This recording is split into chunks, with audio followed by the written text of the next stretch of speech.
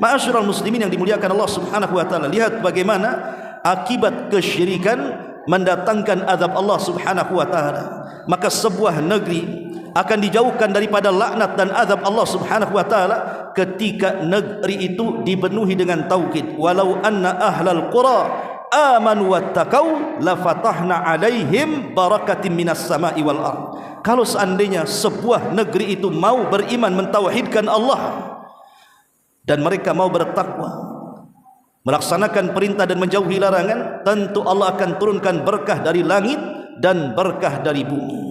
Tapi ketika mereka mendustakan ajakan tauhid, maka apa yang terjadi kepada kaum Syuaib pun akan terjadi kepada kaum-kaum yang lainnya ketika mereka berada di atas kesyirikan kepada Allah Subhanahu wa taala.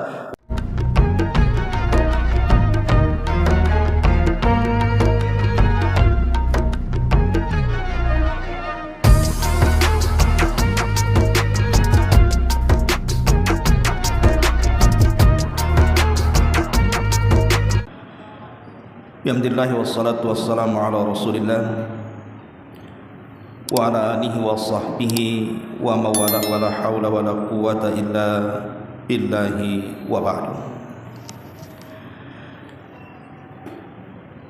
Kita lanjutkan kajian kita, masih membahas qasasul Quran, dan kita akan membahas malam ini tentang kisah Ashab al-Aikah. Siapa Ashabul Aikah ini? Nabi siapa yang dikirim kepada Ashabul Aikah ini? Dan apa azab yang Allah timpakan kepada Ashabul Aikah ini?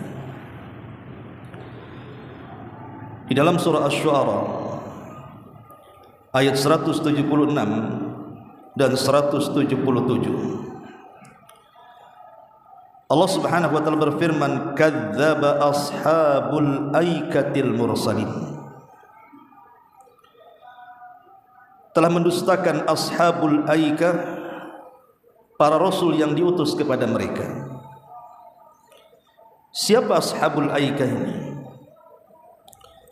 Ada yang mengatakan bahwa aikah adalah pohon yang sangat besar yang terdapat di dalam hutan, dan pohon itu dikeramatkan,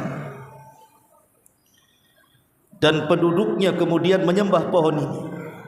Makanya penduduknya disebut Ashabul Aikah, orang-orang yang menyembah pohon. Lalu di mana letak Ashabul Aikah ini? Ada yang mengatakan bahwa Ashabul Aikah ini nama lain daripada Madian. Menurut Al-Imam Asy-Syinkiti rahimahullahu ta'ala dalam kitabnya Adwa'il Bayan mengatakan bahwa Ashabul Aikah adalah Madian, dan Madian adalah Ashabul Aikah. Jadi itu satu nama. Tapi Al-Imam Asy-Syaukani rahimahullahu ta'ala mengatakan bahwa Madian kota sendiri dan Aikah kota sendiri, dan diutus kepada kedua kota ini seorang Nabi Arab yang ketiga, Nabi Allah Syuaib alaihi salatu wassalam. Ada yang mengatakan bahwa Madian sendiri dinisbatkan kepada putra Ibrahim alaihi salatu wassalam. Jadi Madian ibnu Ibrahim, sehingga kotanya disebut Madian, nisbat kepada nama dari satu di antara putra-putra Ibrahim.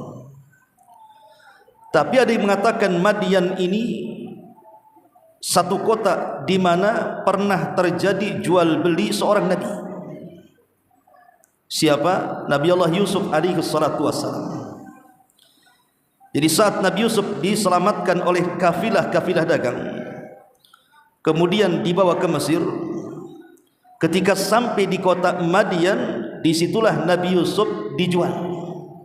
Jadi Madian itu tempat jual beli Nabi Yusuf alaihi salatu wassalam.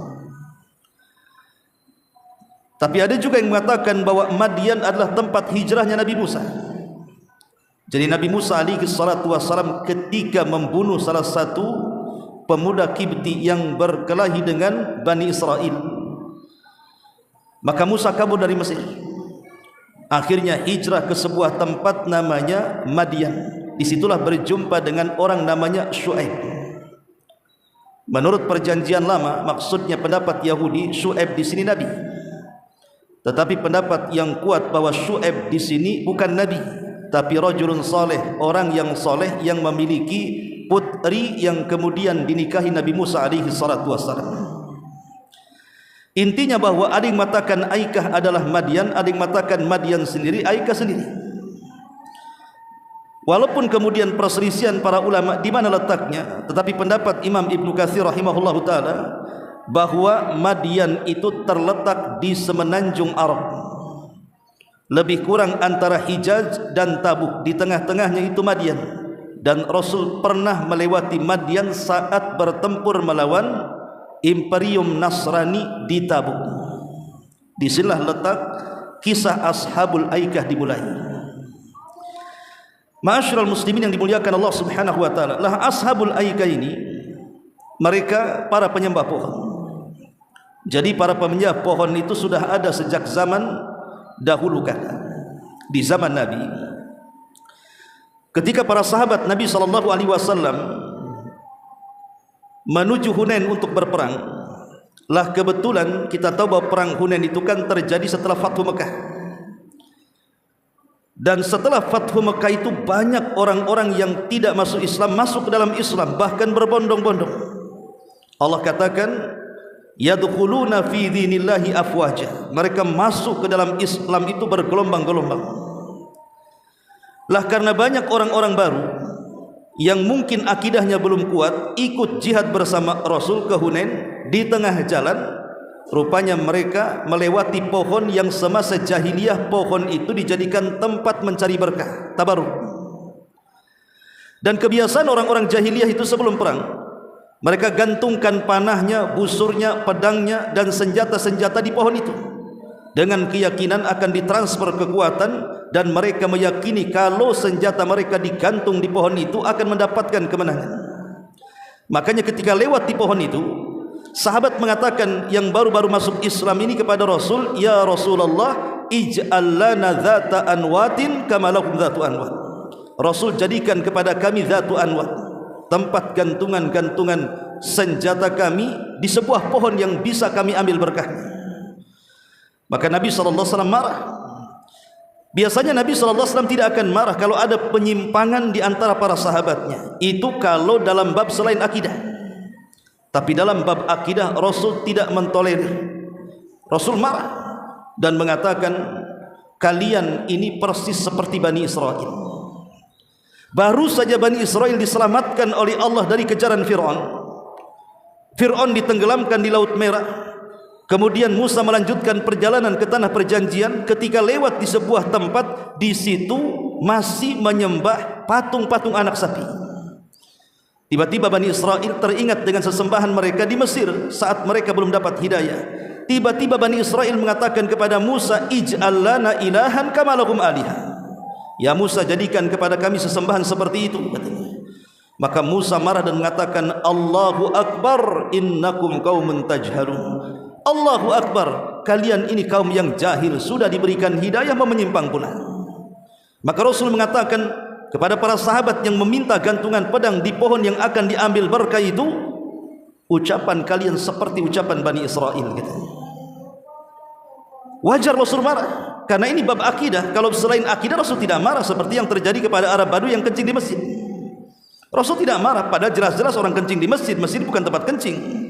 Tapi Rasul tidak marah. Bahkan Nabi SAW menatap para sahabat yang sudah mulai terpancing emosi dengan Arab Badu itu, da'uhu, tinggalkan dia, biar aku yang menghadapinya. Kemudian Nabi SAW dengan lembutnya menasihati Arab Badu itu, sampai Arab Badu terkesan, akhirnya mendoakan Rasul dan mengatakan, Allahumma arhamni wa Muhammadan wa la tarham minhum ahada. Ya Rabb, rahmati aku dan Muhammad saja, adapun yang melotot kepada aku itu jangan kau rahmati, katanya. Itu Arab Badu. Tapi Rasul kan tidak marah, karena babnya bukan akidah. Lain kalau ini akidah, walaupun baru masuk Islam, karena ini sudah nyerempet kesyirikan, Rasul marah. Masyarul muslimin, kemarin saya sudah singgung. Dahulu saya juga waktu kecil-kecil kan di Jawa Barat atau di sini kan, masih ada orang-orang yang menyembah pohon beringin itu. Zaman dulu rame-ramenya togel. Contoh togel. Ya, totok gelap togel. Itu kalau cari nomor buntut itu datang ke pohon beringin itu. Mereka meminta nomor buntut itu ke pohon beringin, coba bayangkan. Entah apa gitu ya, ilham yang dimasukkan setan itu. Kemudian mereka pun meyakini bahwa kalau mereka dapat wangsit dari pohon beringin, nama atau nomor-nomor tertentu, langsung pasang tuh. Tuh dosanya 2 kuadrat kan, sudah syirik, judi lagi, apa enggak kuadrat dosanya tuh. Itu orang dulu. Jangankan orang dulu ke situ ya, orang lagi tidur dibangunkan aja ditanya nomor tuh. Itu zaman dulu tuh. Sampai ada yang semedi di kuburan, sampai cari gua, sampai orang gila ditanya nomor. Zaman dulu tuh. Lah ini kan terjadi ikhwatu fillah muliakan Allah Subhanahu wa taala. Lah ashabul aikah itu kurang lebih seperti itu. Mereka menyembah berhala. Ingat ikhwan, seseorang itu kalau sudah rusak akidah, secara otomatis akan merusak muamalahnya. Orang kalau rusak tauhidnya, orang kalau rusak akidahnya, secara otomatis turunannya juga akan rusak. Makanya ashabul aikah ketika rusak akidah mereka karena mereka meyakini sesembahan mereka adalah pohon besar yang di tengah hutan itu, maka muamalahnya juga buruk. Mereka dikenal curang dalam berdagang, suka mengurang-urang takaran, mengurang-urang timbangan, mengurang-urang meteran, curang dalam dagang, bahkan terkadang menjadi para perompak jalanan dan begitu seterusnya. Lah ketika di tengah-tengah kerusakan akidah, muamalah dan akhlak inilah diutus kepada mereka seorang nabi, satu di antara 4 nabi Arab, Syuaib alaihi salam.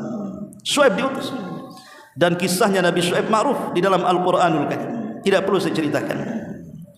Tetapi layaknya seorang nabi, di mana-mana kalau nabi diutus kepada sebuah kaum, maka prioritas dakwah mereka adalah tauhid.